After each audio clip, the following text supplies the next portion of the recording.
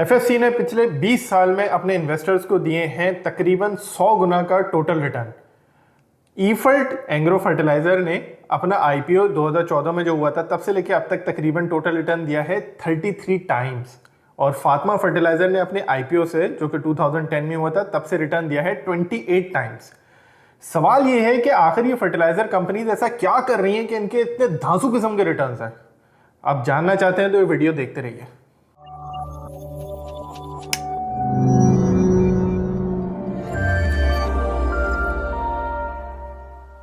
अस्सलाम वालेकुम ladies and gentleman, आज हम फिर से हाजिर हैं फिनकलाब एकेडमी की नेक्स्ट वीडियो के अंदर। सेक्टर वीडियो हम बना रहे हैं, फर्टिलाइज़र सेक्टर पर डिस्कशन कर रहे हैं।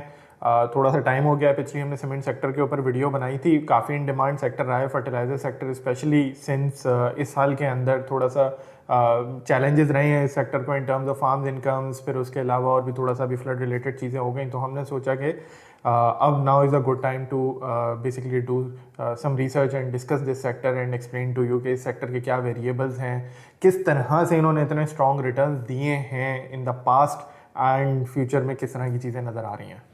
तो गाइस पहले देख लेते हैं कि इस फर्टिलाइज़र सेक्टर के प्रोडक्ट्स क्या होते हैं। तो फर्टिलाइज़र आपको पता है मेनली एग्रीकल्चर का ही यूज़ होता है उसका, और पाकिस्तान में जो सबसे major single largest product consume होता है इन एग्रीकल्चर वो यूरिया है। और फिर उसके बाद दूसरे नंबर पे एक होता है डैप, डायमोनियम फॉस्फेट, वो आ जाता है। फिर उसके अलावा और भी प्रोडक्ट्स हैं बट उनकी कंजम्पशन रिलेटिवली काफ़ी कम है, जिसमें कैन होता है, एनपी, एनपीके, एसएसपी, एसओपी, ये सारे प्रोडक्ट्स आ जाते हैं।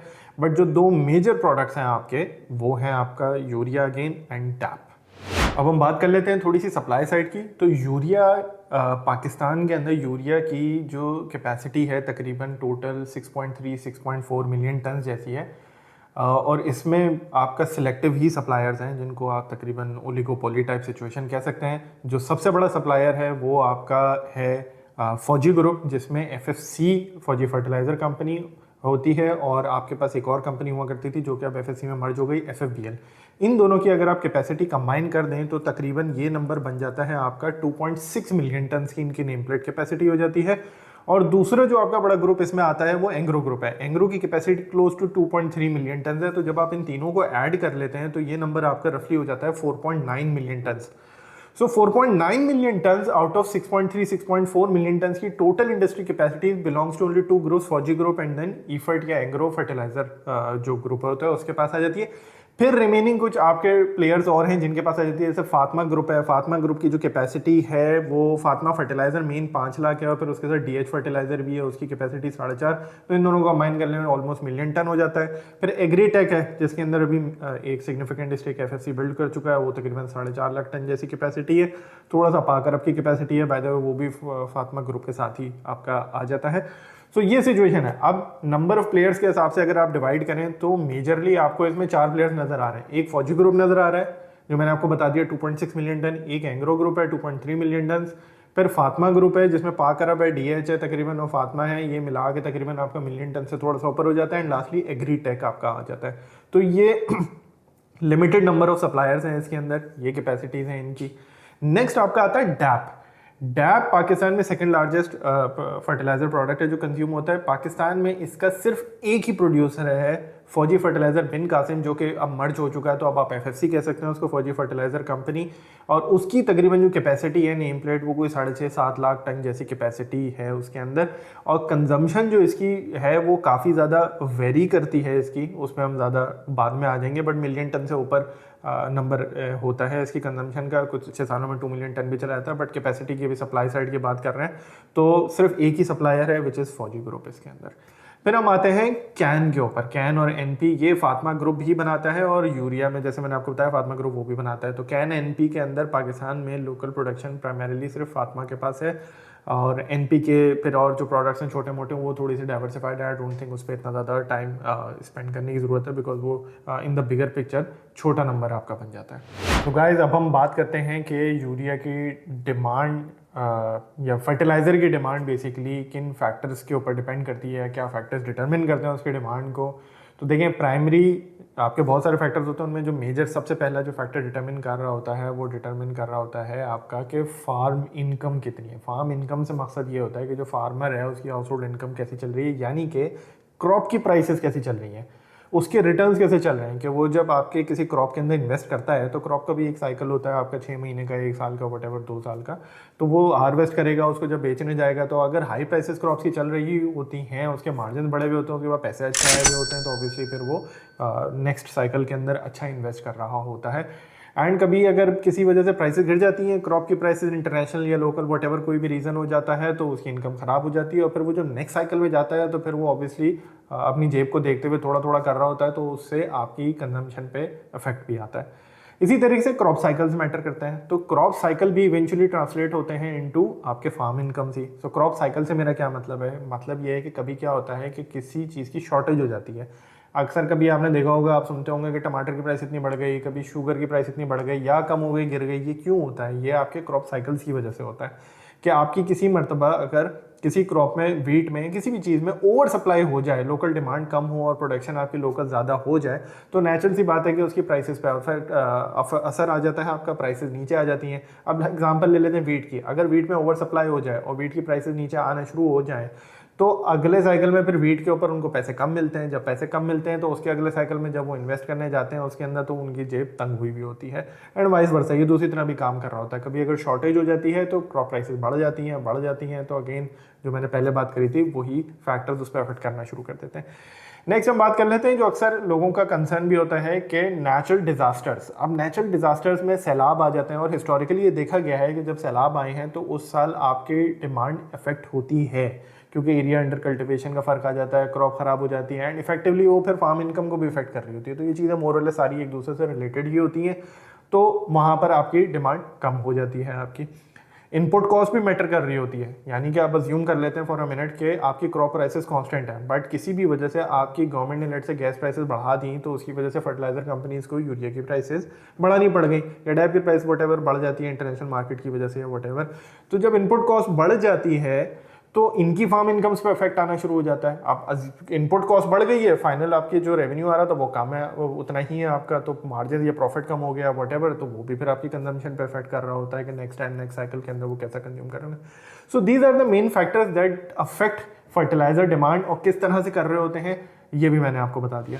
सो गाइज, अब हम आते हैं एक बहुत ही इंपॉर्टेंट मुद्दे की तरफ, which is supply versus demand analysis actually. और यहाँ पर एक बहुत ही स्टार्क कंट्रास्ट है विद द सीमेंट सेक्टर, जो हमने लास्ट वीडियो बनाई थी, और मैंने आपको बताया था कि क्या रीज़न है जिसकी वजह से उनके रिटर्न्स एक्चुअली सीमेंट सेक्टर के अंडर परफॉर्मिंग या थोड़े से हल्के रिटर्न्स हैं। यही चीज़ उल्टी बिल्कुल है फर्टिलाइजर सेक्टर के अंदर, तो यहाँ आपको बहुत ही स्ट्रॉन्ग रिटर्न्स नज़र आते हैं। फर्टिलाइजर में let's take urea as an example. So Pakistan में यूरिया की जो कंजम्पशन है, ये अगर आप बात करें तो ये 2010-11 वगैरह वाले पीरियड में, 13-14 वाले पीरियड में ये रेंज करती थी बिटवीन 5.7 to 6 मिलियन टन जैसा कुछ नंबर हुआ करता था। अब वो कहेंगे इतने अरसे बाद बढ़ा के पिछले 3 साल में एवरेज आ रहा है कोई 6.6 मिलियन टन का, तो आप बोल लेंगे 15 साल में कोई मोटा 10% टाइप ग्रोथ आई है, क्योंकि पाकिस्तान में फर्टिलाइजर एरिया अंडर कल्टिवेशन कोई बहुत ज़्यादा बढ़ नहीं रहा है, थोड़ी बहुत यील्ड्स इंप्रूव हो गई हैं, वरना ओवरऑल कोई ग्रोथ इतनी यहाँ पे आ नहीं रही। अच्छा, जब ग्रोथ नहीं आती है तो यहाँ पे सप्लाई भी इतनी एक्सपेंड नहीं होती, कैपेसिटी। अब नंबर्स देखें, मैंने आपको क्या बताया, इस वक्त आपकी यूरिया की जो डिमांड चल रही है रफली पिछले 3 सालों का एवरेज 6.6 मिलियन टन, जो नेम प्लेट कैपेसिटी है वो तकरीबन 6.3-6.4 मिलियन टन है। तो मोटा आपकी जो सप्लाई और डिमांड आपके बराबर है।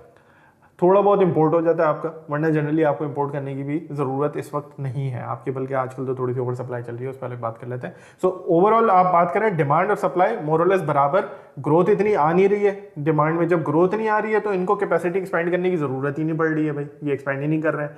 तो जो भी इनको कमा रहे हैं यहाँ पे, वो ये cash flow, strong cash flow होता रहता है, क्योंकि री इन्वेस्टमेंट करने की ज़रूरत नहीं है। सीमेंट पे हमने क्या बात करी थी कि जब डिमांड ग्रो करती है, ये लोग अपने मार्केट शेयर को इंप्रूव करने के लिए, प्रोटेक्ट करने के लिए एक्सपेंशन में चले जाते हैं। जब एक्सपेंशन में जाते थे तो उनका कैश साइकिल हमेशा फंसा रहता था, सरप्लस कैश उनका लॉन्ग टर्म में जनरेट ही नहीं हो पा रहा था। वो जब थोड़ा सा बनना शुरू होता था, अगली एक्सपेंशन आ जाती थी।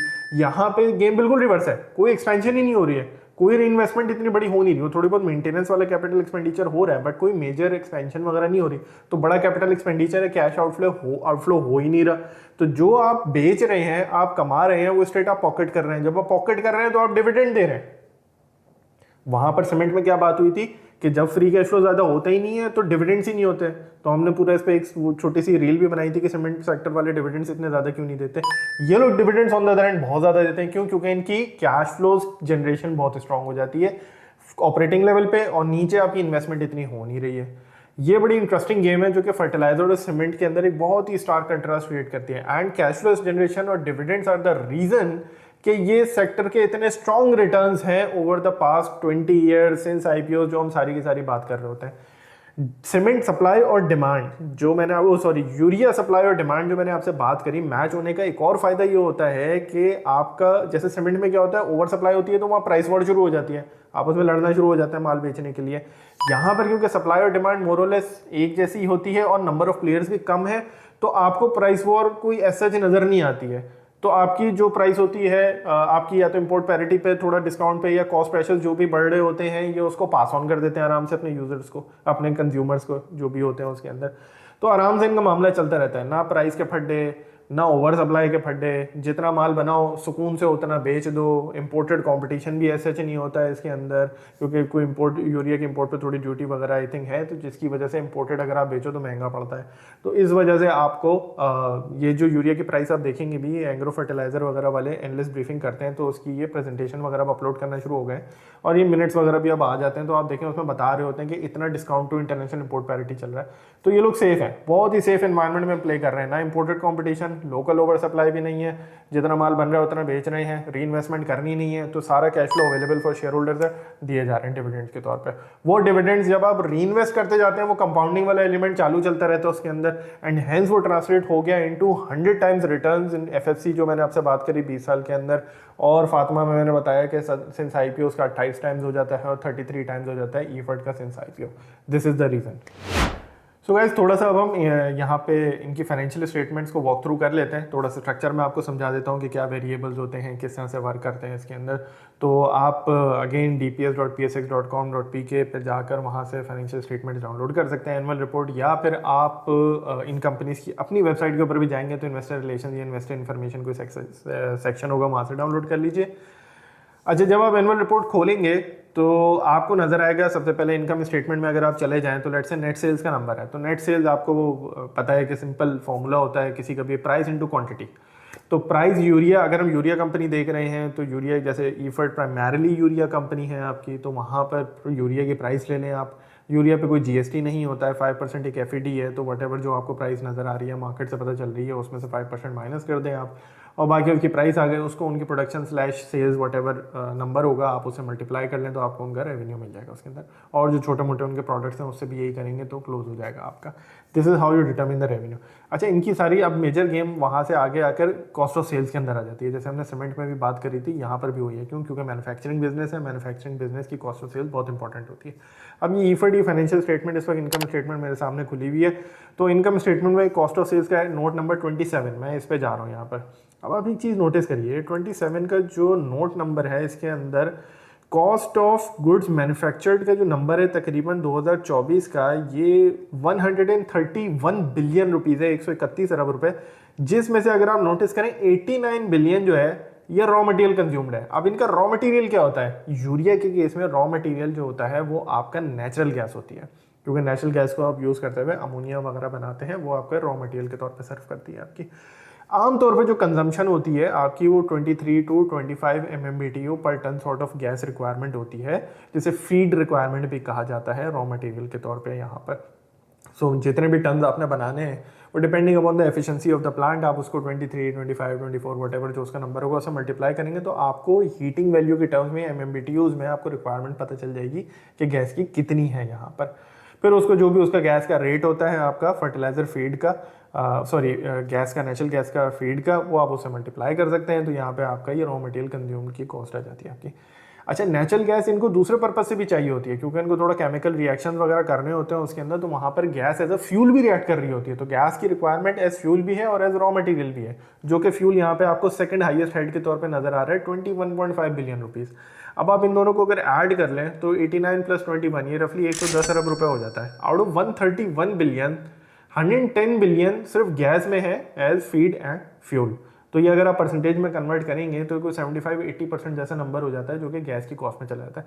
फिर बाकी हेड्स आपके आ जाते हैं, प्लांट रिपेयर एंड मेंटेनेंस हो गया, सैलरीज हो गई, डिप्रिसिएशन हो गया, वो रिलेटिवली फिर भी छोटे नंबर्स होते हैं, बट स्टिल आपका ये फोकस देखें आप 75-80। तो आपको कॉस्ट में अगर मेजर डायरेक्शन देखनी है तो आपको देखना पड़ेगा कि गैस की कॉस्ट में क्या हो रहा है, विच इज़ वाई आप देखेंगे बहुत शोर मचता है कि जब इन फर्टिलाइजर की गैस प्राइसेस आगे पीछे हो रही होती हैं, जब भी बढ़ती हैं इनको पास ऑन करना पड़ता है और ये पास ऑन कर देते हैं आपका। लास्ट ईयर का भी ये नंबर देखेंगे तो out of 97 billion rupees 58 billion raw material है, 22 बिलियन आपका फ्यूल एंड पावर है, ऐड कर लें तकरीबन 80 बिलियन के करीब हो जाता है। आउट ऑफ 96-80 बिलियन आपका फीड एंड फ्यूल हो जाता है। यहाँ पर भी वही चीज़ नजर आ रही है आपकी। एफएफसी के अंदर जाते हैं, ये एफएफसी की फाइनेंशियल स्टेटमेंट आप देखेंगे, कॉस्ट ऑफ सेल्स अगेन इसका भी नोट नंबर 27 है, तो मैं इधर भी अगर चला तो यहाँ पर अब आप देखें कॉस्ट ऑफ गुड्स मैन्युफैक्चर्ड तकरीबन जो है, या cost of manufacturing what ever जो भी देख रहे हैं, 196 बिलियन जैसा नंबर है। आउट ऑफ दिस 124 बिलियन जो है आपका ये रॉ मटेरियल कंज्यूम्ड है और 34 बिलियन आपका फ्यूल एंड पावर है। इन दोनों को जब आप ऐड कर लेते हैं तकरीबन 159 बिलियन जैसा नंबर हो जाता है। आउट ऑफ 196 अगेन ये वही 75% जैसा नंबर निकल के आ जाता है। अच्छा, एफएफसी जब अब आप गोइंग फॉरवर्ड यहाँ से देखेंगे, क्योंकि उसमें एफएफबीएल मर्ज हो चुका है, तो इसमें प्रोडक्शन में यूरिया भी आ रहा है और इसमें डैप भी आ रहा है। तो यूरिया में तो अगेन गैस ही फीड या रॉ मटेरियल होती है और गैस ही फ्यूल होती है, लेकिन जो डैप होता है, डैप में आपका फॉस एसिड या फॉस रॉक टाइप चीज़ें होती हैं, ये उसका रॉ मटेरियल होता है और आपकी इलेक्ट्रिसिटी या जो आपकी बाकी रिक्वायरमेंट फ्यूल के तौर पर रिक्वायरमेंट होती है वो आप गैस से मीट कर रहे होते हैं। तो यहाँ पे इसमें दोनों चीज़ें कंबाइन होकर आ रही होती हैं यहाँ पर।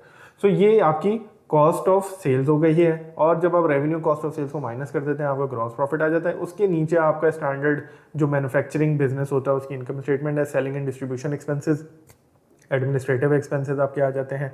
अदर इनकम, अब जैसे एफएफसी में आपको अदर इनकम का बड़ा नंबर नजर आएगा, उसकी वजह यह है कि उनके पास बैलेंस शीट पे कैश भी बहुत बड़ा ज़्यादा एक्यूमुलेट हो चुका है, तो उसमें सूद इनकम अच्छी खासी बन जाती है।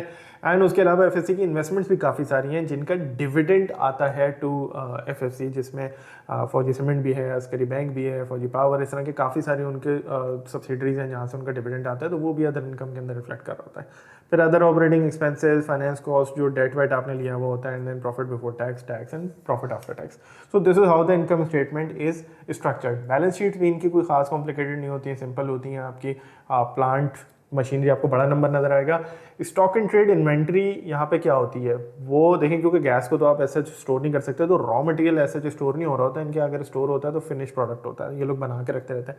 आजकल जैसे इस साल फार्म इनकम वीक होने की वजह से आपकी डिमांड वीक रही है, तो थोड़ा ओवर सप्लाई टाइप सिनेरियो हुआ है कि प्रोडक्शन ज़्यादा हो रही है, तो आपको स्टॉक एंड ट्रेड का नंबर बढ़ता हुआ कंसिस्टेंटली नजर आ रहा है सारी ये फर्टिलाइजर कंपनीज की बैलेंस शीट्स के ऊपर, जिसको ये जनरली डेट से फाइनेंस करते हैं ताकि डिविडेंड पे आउट अपना मेंटेन कर सकें। तो यहाँ पे आपको फिनिश प्रोडक्ट यूरिया की बोरियाँ खड़ी होती हुई इस वक्त वेयर हाउस में इनके नज़र आ रही होंगी, तो ये वो वाला नंबर है। बाकी कैश बैलेंसेज तो वही सारी चीज़ें हो जाती हैं, इफर्ट देख लें। और एक चीज़ होती है जीआईडीसी पेबल, एक इनका पुराना फड्डा चल रहा है, टैक्स है नहीं है, पोज होना चाहिए नहीं होना चाहिए। एक ज़माने में एक लेवी लगी थी जो कि इनको पे करनी थी, उसके ऊपर बहुत, मेरा नहीं ख्याल आपको इतना टाइम वेस्ट करने की जरूरत है, बहुत पुराने फड्डे चलते रहे हैं। आप इस वक्त देखें इनकी कॉस्ट गैस की क्या चल रही है, यूरिया की प्राइस क्या चल रही है, वहाँ से आपको पता चलेगा कि किस डायरेक्शन में चीज़ें जा रही हैं। मेजर चीज़ जो फॉलो करने वाली है वो ये है कि फार्म इनकम के डायरेक्शन क्या है, क्रॉप प्राइसेस कैसी चल रही है, फार्मर की बाइंग पावर क्या है, ये सबसे नंबर 1 पे आपको देखना है। नंबर 2 पे फिर आपने देखना है कि गैस कॉस्ट कितनी बढ़ रही है, कितनी ये लोग पास ऑन कर सकते हैं। अभी क्योंकि यूरिया प्राइस लोकल और इंटरनेशनल में काफ़ी गैप है, तो अगर कोई गैस प्राइस यहाँ से फर्दर इंक्रीज होती है तो वो ये पास करने की एबिलिटी रखते हैं गोइंग फॉरवर्ड। यहाँ से जो कॉस्ट है उस कॉस्ट के अंदर क्या गैस प्राइस यहाँ से फर्दर इंक्रीज होगी, बिल्कुल देखें हो सकती है। लार्जली एक इनका आई थिंक जो गैप होता था एक ज़माने में, इन पे क्रिटिसिज्म रहा इन कंपनीज के ऊपर कि सब्सिडाइज्ड गैस है, वो I don't think it applies any more, because जो इंडस्ट्री के उन्होंने तकरीबन मैच कर दिए, बाकी इंडस्ट्री के काफ़ी क्लोज लेकर आ गए, अब काफ़ी ज़्यादा प्राइसेस बढ़ चुकी हैं। बट एनीवेज अगर यहाँ से फर्दर बढ़ती हैं तो यहाँ पर इतनी इनके पास कैपेसिटी है कि ये पास ऑन कर सकते हैं। But again the bottom line इसके फार्म इनकम को ट्रैक करना है कि वो यहाँ से आगे किधर जाती हुई नजर आ रही है। लॉन्ग टर्म ट्रेंड्स को अगर हम एनालाइज करें, जो इस साल तो चले बहुत सारे लोगों का कंसर्न रहा है और है अभी तक कि यार ये फार्म इनकम ख़राब है, इन्वेंट्रीज बिल्ड हो रही हैं, माल बिक नहीं रहा है, तो भाई ये क्या होगा, ऊपर से सैलाब आ गए हैं तो क्या होगा। देखिए हर चीज़ का साइकिल होता है, फर्टिलाइजर का डिफरेंट साइकिल है, सीमेंट का डिफरेंट साइकिल है। सीमेंट का ब्रॉडर इकोनॉमिक साइकिल के साथ डिमांड सप्लाई चल रही होती है, इनके क्रॉप साइकिल्स वेदर साइकिल्स के साथ इनके चीज़ें चल रही होती हैं। एवरीथिंग इज सिक्लिकल, ये चीज़ जहन में रखिएगा। क्या पाकिस्तान में पहले फ्लड्स नहीं आए? बिल्कुल पहले भी फ्लड्स आए हैं, आपका पहली मरतबा नहीं हुआ। क्या पाकिस्तान में पहली मरतबा फार्म इनकम ख़राब हुई है? नहीं, पहले भी हो चुका है। आपका 2015-16 वाला पीरियड देखेंगे तो उस दौर के अंदर भी आपको नज़र आएगा कि दुनिया में आपकी जो क्रॉप प्राइसेस थी बहुत नीचे आ गई थी। ओवरऑल एक कमोडिटी का सुपर साइकिल नीचे की तरफ चल रहा था, तो वहाँ पर प्राइसें कम हो गई, इनकी बाइंग पावर्स वहाँ पर भी अफेक्ट हुई हुई थी, तो वहाँ पर भी इनकी इन्वेंट्रीज के मसले यही सारे के सारे चल रहे थे। तो जब आप साइकिल की बात करते हैं यहाँ पर, तो साइकिल में यही होता है, अप्स एंड डाउन्स चलते हैं। तो there will be periods of high inventory consumption, then there will be periods of low inventory consumption as well. अच्छा, अब साइकिल में यही है। अब जैसे देखें 2010 के अंदर 6 मिलियन टन कंज्यूम हुआ, 2012 के अंदर आई थिंक फ्लड्स आए थे तो ये 5.2 पे नंबर आ गया। अगले साल ये दोबारा 5.9 पे चला गया 2013 के अंदर। तो ये चीज़ आगे पीछे होती रहती है। 2015 में जैसे मैं आपको बता रहा था 16 में इफेक्ट हुई थी डिमांड, तो ये 5.5 मिलियन टन के नंबर आए दोनों साल के अंदर। फिर ये बढ़ते बढ़ते 6 मिलियन टन, और अभी रिसेंटली आपके अच्छे पीरियड्स चल रहे थे फार्म इनकम्स के, तो ये 6.5 million ton 6.6 to be precise average किया। इस साल अब ऑफ हो गया थोड़ा सा नंबर। इसका मतलब ये नहीं है कि ये फर्टिलाइजर डिमांड हमेशा के लिए बढ़ गई है, क्योंकि देखें at the end of the day हमारी agriculture is a big part of our economy, और यहाँ पर अगर स्ट्रक्चरली चीज़ बेहतर नहीं होगी तो government will have to step in my opinion to support. जो कि पास में भी नजर आया है कि फार्म इनकम बहुत अरसे तक एक्सटेंडेड पीरियड में ख़राब नहीं है, तो the government has stepped in and given subsidy to the farmers directly और indirectly whatever. So I think in my opinion that is also possible, हो सकता है। Again that is my opinion, it's not a fact, historically ज़रूर हुआ है। एक चीज़ और भी हो जाती है, जब आपका इन्वेंट्री कोई बहुत ज़्यादा बिल्ड हो जाती है तो हिस्टोरिकली एक दफ़ा ये भी हुआ है कि इन्होंने गवर्नमेंट से बात करी है कि यूरिया एक्सपोर्ट अलाउ की जाए। तो जब यूरिया एक्सपोर्ट हुई है तो थोड़ी सी आपकी डॉलर इनकम भी आ जाती है। तो वो भी एक पॉसिबिलिटी है कि जो इन्वेंट्री बिल्डअप हो रही है कि वो नेक्स्ट ईयर में जो गवर्नमेंट फॉरेन से डिसीजन नहीं लेती ताकि लोकली शॉर्ट ना हो जाए, आगे जाकर आप उसको एक्सपोर्ट कर सकें। सो गाइज, ये यूरिया पे मैंने आपको बहुत एक्सटेंसिव किस्म का एक रिव्यू दे दिया। दूसरा जो मेजर प्रोडक्ट है वो आपका डैप है। डैप के अंदर देखें लोकल जो आपकी कंजम्पशन है वो आपकी 1 मिलियन टन से ऊपर ही रहती है आपकी। सो जैसे मुझे नज़र आ रहा है बीच में 2.3-2.4 मिलियन टन पे भी जा चुकी है आपकी, बट ओवरऑल एक एवरेज आप निकालें 1.7 मिलियन टन जैसा आ रहा है पिछले 15 साल का। और इसमें जो आपका जो FFBL है, जो कि सोल सप्लायर तो खैर रॉन्ग वर्ड होगा, sole producer in the country है, वो तकरीबन आपका 8 एक्सटेंडेड आई थिंक 9 लाख चला था, but 8 lakh ton 8.5 lakh ton जैसा नंबर फिर भी खींच जाता है आपका। वो यहाँ पे अगेन वही वाली गेम है कि सप्लाई लोकल कम है, डिमांड ज़्यादा है, तो वो इजीली मैच हो जाता है आपका उसके अंदर। तो FFBL के मसले नहीं थे। हाँ, लेकिन वहाँ एक मसला ये आता है कि उनके मार्जिन्स बड़े इंटरनेशनल डिपेंडेंट होते हैं, क्योंकि वो रॉ मटेरियल बाहर से मंगा रहे होते हैं, पाकिस्तान में नहीं होता, तो वो इम्पोर्टेड होता है, उनकी कॉस्ट इनके कंट्रोल में नहीं होती है। और जो फिनिश प्रोडक्ट है वो भी इम्पोर्ट पैरिटी के मुताबिक ये लोग प्राइस कर रहे होते हैं, काफ़ी हद तक थोड़ा सा आई थिंक प्रीमियम ही होता है। तो वहाँ पे इनको एक स्प्रेड जो इनका होता है वो बड़ा मैटर कर रहा होता है, वो काफ़ी फ्लक्चुएट करता है क्योंकि कमोडिटी की नेचर है इसकी काफ़ी ज़्यादा। बट एनीवेज सप्लाई डिमांड इसका बड़ा स्ट्रॉन्ग और रीजनेबल होने की वजह से लॉन्ग टर्म में it has done well as well यहाँ पर। So again, I'll come back. Fertilizer demand, while it is affected, in my opinion, I will state again, in my opinion, ये हमेशा के लिए ऐसे डिमांड नहीं ख़राब हो जाती है। हमने हिस्टोरिकली भी इस तरह की चीज़ें देखी हैं, अप्स एंड डाउन्स आते रहते हैं। So going forward I don't know for a fact कि ये कब चीज़ें इंप्रूव होती हैं, 2026 में होता है, 27 में होता है, बट इट शुड नॉर्मलाइज। जैसे हमने सीमेंट डिमांड के बारे में भी बात करी थी कि डिमांड अप्स एंड डाउन में होती रहती है। अभी सीमेंट डिमांड बहुत ही लो हो गई। FY25 का पूरा जो साल था वो 36 मिलियन टन आ गया। It's too low, interest rate बहुत नीचे जाने की वजह से that has to recover now. It should recover, when it will recover I don't know. यहाँ पर भी ऐसा ही है कि फर्टिलाइज़र की डिमांड अगर आपकी इस साल बहुत ज़्यादा नीचे रिकॉर्ड हो जाती है तो इट हैज़ टू रिकवर। अब आई डोंट नो वो अगले महीने से होती है, अगले साल होती है, उसके अगले साल होती है, बट थिंग्स ये जो चीज़ें होती हैं इधर कॉन्सेप्ट होता है रिग्रेशन टुवर्ड्स द मीन का, ये मीन की तरफ मूव करना होता है इनको। तो गाइस यहाँ पर फर्टिलाइजर सेक्टर की वीडियो को कंक्लूड करते हैं। हमारी कोशिश रहती है कि आपके पास अच्छा कॉन्टेंट, इन्फॉर्मेटिव कॉन्टेंट लाते रहें जिससे आप फ़ायदा उठाएं, अनबाइज्ड ओपिनियंस हों इसके अंदर और आप समझ सकें और सीख सकें और चीज़ों को खुद से कर सकें। सो अगर आप चाहते हैं कि आप और भी इस तरह की इन्फॉर्मेशन आपको मिलती रहे, आप फ़ायदा उठाते रहें, रेगुलरली चीज़ों से अपडेटेड रहें, तो आपको चाहिए कि आप फिनकलाब डाउनलोड करें ऐप और अपना अकाउंट खोलें, हमारी एक्सक्लूसिव कम्युनिटी का एक्सेस लें और फिर आप अपना इन्वेस्टिंग जर्नी स्टार्ट करें। Till next video, thank you, अल्लाह हाफिज़।